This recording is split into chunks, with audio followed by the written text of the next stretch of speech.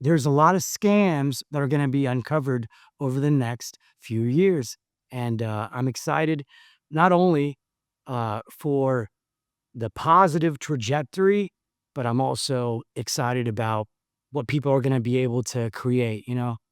It's not just animal spirits, man. It's creativity that's being unleashed, Melissa.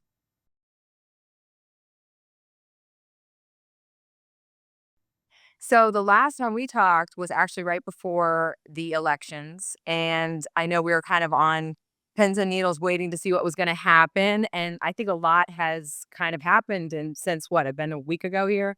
What are you seeing? What has been going on as far as in the finance world? So, if you're familiar with the running of the bulls in Spain, where they just unleash all the bulls, right? And they just start running. That's kind of what it feels like. I feel like the animal spirits, in a positive way, in a productive and profitable way, I think the animal spirits for our economy are being unleashed. I think that, and we've talked about this, I think, before. Markets hate uncertainty. They want certainty. They want to know what are the rules going to be next year for the foreseeable future? What are the trends going to be? What are you incentivizing? What are you punishing?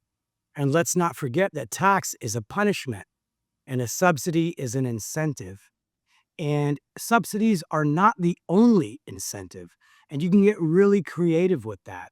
Unfortunately, our leadership, up until very recently, or maybe up until now, has lacked or lagged on the creative side. And I know you had a term too. What did you want to call? Because you were saying like now it's kind of Trump is taking the lead. So you had a term I thought was pretty cool. It was Trumponomics. I thought that was a Yeah. pretty. I mean, I remember when Biden, I think, on the coattails of Obama's Obamacare, because remember, let's take a step back, people. If you are motivated to be a politician for life, think about what motivates you. Think about what you are after. It's not necessarily to maximize efficiency. It's not necessarily to get the most wins or to, it doesn't have to do a lot with merit, unfortunately. It's all about votes. It's about how you look. It's about how you're remembered. Now, listen, I want to be remembered well. I want to be remembered in a positive light. I think all non psychotic people would want that. But that's the reason why I wrote the book and why I'm continuing to write more, continuing to try to teach and get my thoughts across. And that's why I really commend you and your team for the podcast. But if you're a politician, a career politician, then you just want to be remembered as better than others. And it's really about being popular, not about problem solving. So I think that Obamacare motivated Bidenomics, and I'm excited about Trumponomics or whatever the hell you want to call it. Like, call it what you will. I think it's Make America Great Again. I think America is back, baby, is the way that I like to call it. Because America is back. People have, instead of becoming woke, they have awoken. And getting back on track. Now, I know some of the things we're seeing, I know that I've heard is that we're going to see differences in regulation. We're going to see lower taxation for the businesses, and we'll probably see more incentives, correct, for US businesses across the board. Absolutely. I think that taxes are going to be headed down. Taxes are a punishment. I think tariffs are headed up. That's to level the playing field. Actually, let's spend a few seconds on this. There are a lot of economic pundits on TV that are saying, oh, tariffs, that's the opposite of a free market system. Wait a minute. He's not doing tariffs from one American state to another American state. He's doing tariffs on people that are cheating across and outside of our borders. So if we're in a global economy on Earth, then if there are bad actors on Earth, we must retaliate is a strong word, but maybe we must. what we must do is not give away free money. We can't be walked over. America is no longer a pushover. That's the bottom line.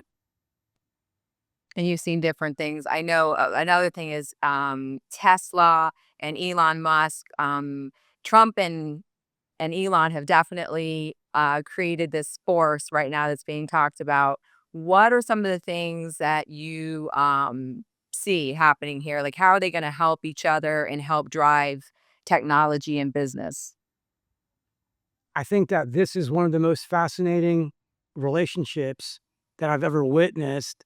And when I say witness, I'm not out on their business bromance date or anything like that. I'm just doing my job. I'm reading the articles, I'm observing, I'm on social media trying to keep up. But that's the beauty of it. What we're about to do is utilize technology in the way that it should be utilized. Okay.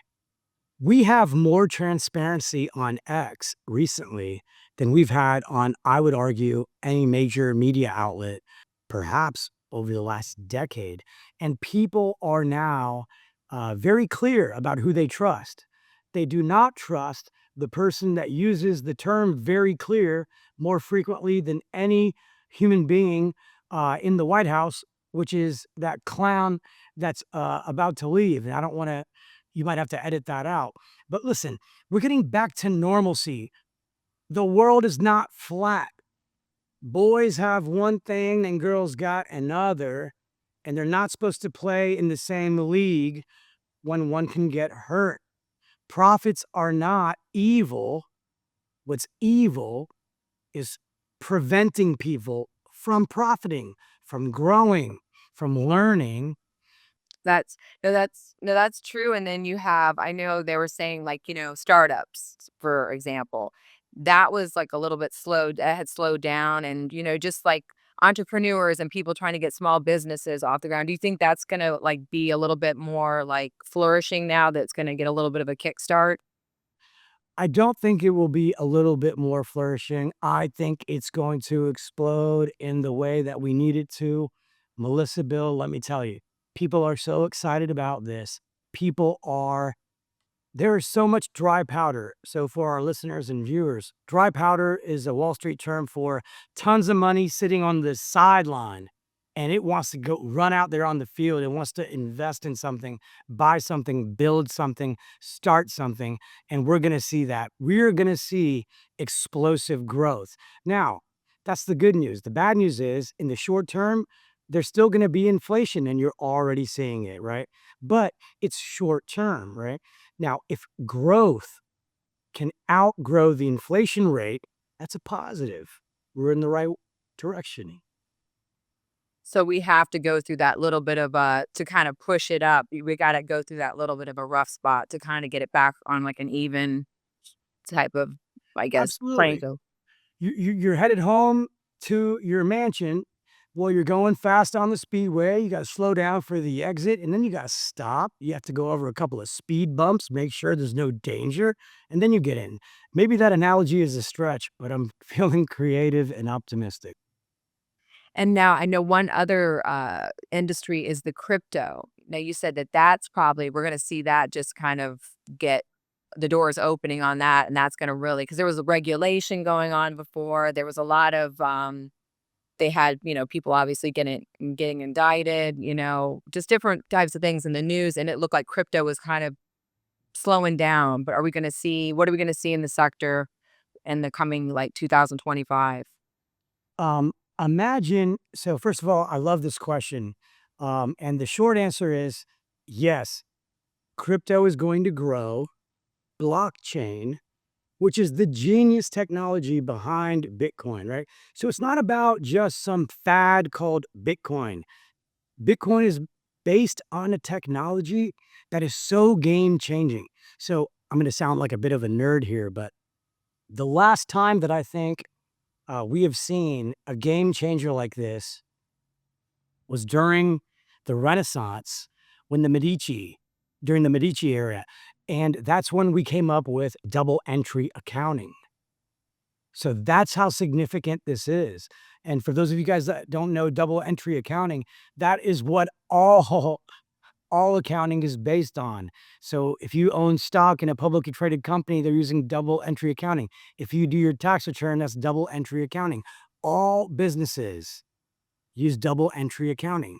And maybe in the future, all businesses will use blockchain. And that will be, but like, so what are some other things, like, as far as, do you think crypto is just gonna continue to grow? Also in investment world is gonna get come back to where it was prior as far as being a good investment option for people? I think that more and more people are going to become more comfortable investing in Bitcoin and Ethereum. Uh, and I think they're going to be less intimidated by words like cryptocurrency, like blockchain technology. Evolutions don't happen all at once. It takes time. And if you ever looked at a stock chart or any chart that is involving a natural phenomenon, it's never a straight line. It's always a zigzag, right? So right now we've zigged a lot if we think of a zig as going up. So there might be a zag a little bit, but in the long term, actually, let me take a step back, Melissa. Here's the best way that I describe it to people, especially if we're talking about the price of Bitcoin and other cryptocurrencies. So let's talk about Bitcoin specifically. Price is a function of supply and demand. Normally, those things move all the time. They can change at any time, but not in this case. Bitcoin, the supply is maximum 21 million. And I think there's almost 19 million that are already trading. So we're close to the maximum. There's not a lot of things that you could trade that are close to a maximum supply. Let's look at the demand. First of all, as long as human population grows, that's more demand. But if you get rid of the Gary Genslers and the Lena Khans and all these regulators that are not regulating for the benefit of Americans, they're regulating like they're trying out for their next job. And I think the new administration is going to put a stop to that. I think that the animal spirits, in a good way, are unleashed. Bitcoin will be over 100,000, hopefully before our next podcast interview. I mean, not that I don't, I want to do one soon, but I'm just saying, don't be surprised. And that's good. Then what are some other, I guess, industries like that you think are going to become like good investment options for people coming up in the next couple of months or to the year 2025? We are excited about the potential growth in the energy and finance sectors. And we're also excited about the dollar is going to strengthen versus these other currencies. You know, I think that there's still a chance that Trump might start a strategic reserve for Bitcoin. Now, it's not as crazy as it sounds. Who owns legally and technically the most gold in the world? Us. United States Treasury is on record as the world's largest gold owner. Now, I don't want to sound like a conspiracy theorist, but there are some people that doubt that, and that's a whole other rabbit hole. But I digress. Bring me Well, back, most. that's pretty. No, that's pretty interesting. So, who would be behind them? I know. Who are some of the other countries? Like, so if the U.S. is leading, who would be some of the other ones in gold? Just out of curiosity. China is buying gold like you wouldn't believe. Same thing with Russia. India is buying gold. Turkey is buying gold. A lot of country, Latin America is buying gold. Um, People are buying gold for the same reasons that they have always valued gold. There's not enough of it. And it's not like other materials. It doesn't rust. It never goes away. You can turn it into anything you want. You could take a piece of gold that's like this big and you can cover an entire mansion with the gold leaf. It's so malleable. We are attracted to gold for so many reasons, and there are a lot of theories as to why. So I don't want to speculate on those, but I'll tell you this. The downside of gold is that it's heavy. You know what I mean?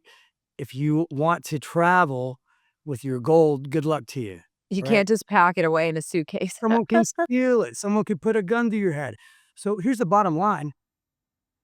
The difference between Bitcoin, which is kind of like a digital gold, if someone puts a gun to your head and says, "Give me your Bitcoin," they're stupid because it's in an encrypted wallet that's in your head. And if they kill you, they kill your Bitcoin. So it's more protected as far as, that makes sense, and you're gonna be able to have it, like, I guess as things move on, because you have that's a whole nother ballgame. You have, like, trusts and wills, like Bitcoin. I mean, at this point, is that something that's in that type of, like, crypto? Is that in that type of thing? Like, people put it in their wills or their trust. Will it be something that will grow like that? Like an Uh, inheritance, I wonder? so the short answer is yes. So here's my prediction. 10 years from now, it will be standard for any 401k, for any uh, brokerage account, pension, these types of things. Your financial advisor showing you all these fact sheets and research reports. Crypto will be standard. It will be part of the commodity exposure, which is itself part of the alternative investment allocation. An alternative investment on Wall Street just means something outside of stocks and bonds. So Wall Street decided many moons ago, if it's a stock or a bond, then yeah, it's normal. And anything that's not real estate, your house, gold, silver, uh, you know, grain, whatever, anything that's not a stock or a bond, it's alternative. What about oil and, gas and that type of thing? Like Commodities, that's alternative investments. Yep. Oh, but in other words, like, what is my view on that? No, but you were saying it's an alternative investment. That's why I It's was wondering. considered that, yeah. So if you're Okay. sitting down with someone with a CFP, which I used to have, I don't practice financial planning anymore, but for the record, yeah, I did. I passed the CFP exam, and I have the designation. I understand what they teach. I don't agree with everything they teach. In the CFP exam, they teach that volatility equals risk. The reason why our investors are earning the returns they are is because we see volatility as an asset, not as a risk. If you're selling me a dollar on one day for a dollar 10 and another day for 60 cents and another day for a dollar 50, I'm going to turn that dollar into way more than a dollar. I can tell you that. And then for like oil, well, let's go and get into that. So oil and gas industry, that's another one that I know Trump said he's going to help that kind of get back on track. The U.S. is one of the top producers of oil and gas. So what's going to happen in that industry? I think we're gonna drill, baby, drill. But listen, I think we're gonna make America great again. We are sitting on so much energy. We shouldn't be sending money to people that hate us. We shouldn't be sending money outside of our country when people inside of our country, our neighbors, our fellow Americans, they need it. Shelter costs, unaffordable. Food, unaffordable. Healthcare, unaffordable and unimaginably negative. Why are we spending more than anybody and getting the worst results? Like, shouldn't we put the brakes on that? There's a lot of scams that are going to be uncovered over the next few years. And I'm excited not only for the positive trajectory, but I'm also excited about what people are going to be able to create. It's not just animal spirits, man, it's creativity that's being unleashed, Melissa. Right. And not be afraid to put it out there and try to strive for, not for something bigger. I think that's like, I think a lot of Sure, people. and not only not be afraid, but not get rejected for your application, not get your time wasted, not be like, "Oh, you're not dark enough," or "Your private part is the wrong kind that we need." Come on. That's not what America is about. So as we wrap it up, are there any other things you'd like to add as far as maybe some things that you kind of foresee happening? How about this? I just think we're headed in the right direction, and every day I'm excited to learn about what's been added to help us get there faster and safer and stronger. And just kind of strengthen up the economy and the US in many ways. That's true. I think eventually, it's not going to happen in the first year. 4 years from now, I guarantee you. Actually, no, actually, I don't. I don't guarantee anything. I can't guarantee anything over 4 years, but I have a feeling that 4 years from now, our deficit as a percentage of GDP will be lower. My feeling is 4 years from now, we will reverse the trend that in our lifetimes we've never seen, which is that Americans are not living longer every year, right? That stopped a few years ago. And man, I really hope that we stop seeing maybe the most poisonous poisons advertised on TV every single day, which is what's happening now because Big Pharma owns a lot of the agencies. True. Yeah. Yeah, why it's like always, it's very enjoyable to have you on and definitely get your insight on a lot of these topics. And I know we'll definitely have you on again soon. Well, I'm excited about that. And if you want me to wear a different hat, I don't mind. But Okay. one, I rarely make promises, but the only promise is I'm just going to tell you how I really feel. And you always do. So that's a good thing. We like that. Thank you, Melissa. God All bless. right. Thank you.